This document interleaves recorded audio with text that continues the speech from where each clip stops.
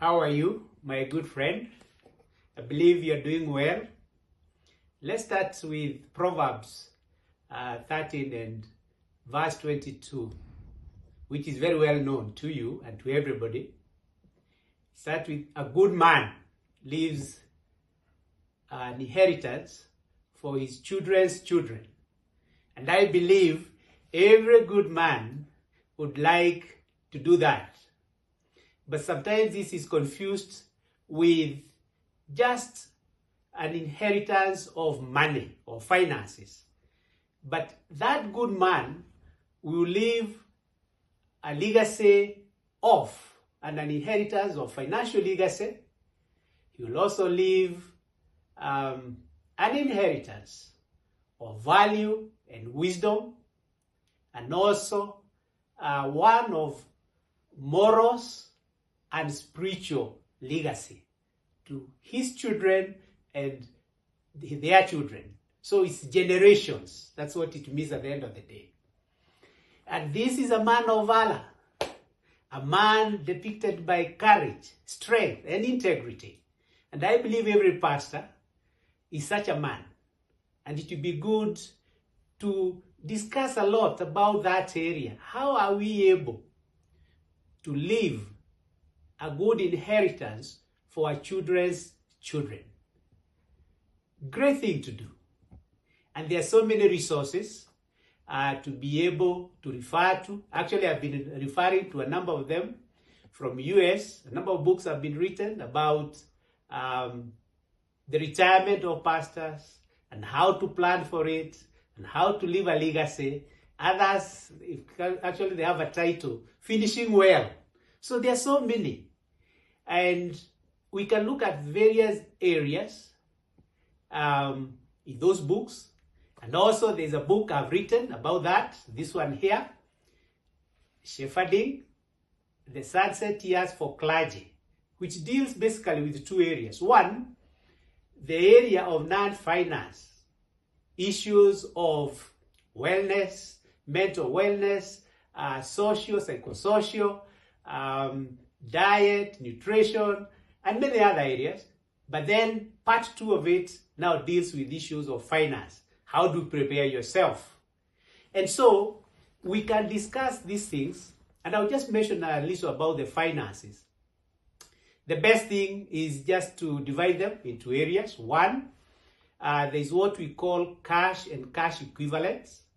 These are items like fixed deposits in a bank, issues of treasury bills, commercial paper, money markets, which are very popular these days. So it's another area. And those ones, what they give you is liquidity and safety. So anytime you need some money, you'll be able to get that.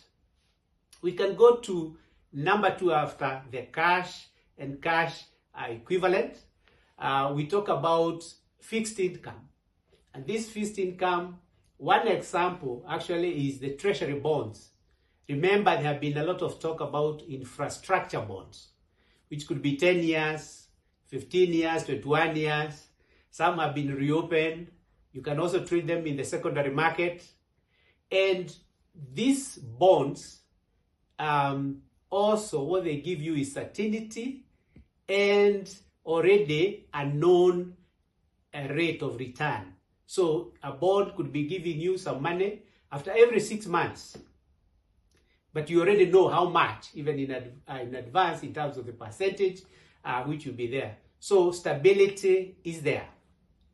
The other investments we can talk about, and mostly the equities, or what people like to call shares. So both quoted stock and unquoted. Again, these ones are for long-term capital growth. Because if you look at the short term, sometimes you can burn your fingers. Again, we can discuss that whole area. And another category is what we call the real assets or tangible assets, like the rentals, which actually many Kenyans love to put up. Even some put them just for sentimental. And then we look at those ones, the real estate, we look at commodities, we look at precious stones and many other things in that whole area again. And lastly, there's that issue of cryptocurrency and offshore investments, which can be of any area. Again, that's a whole area to look at, and look at issues of fluctuation of currency, because if you're dealing in offshore, sometimes there's stability because you're dealing with sometimes the hard currencies. So we can look at all those areas and many more and discuss and see people who have gone ahead of us. How have they been able to fare? How has it been for them? Because again, even in those books, there are all examples of pastors who have retired and many who are doing well, and maybe a few who are not also doing very well. So they are case studies. So we'll discuss all those things. And just as we say, iron sharpens iron. So at the end of the day, it's not that I have all the knowledge, but even from yourselves, I will also learn, and you'll also learn from me.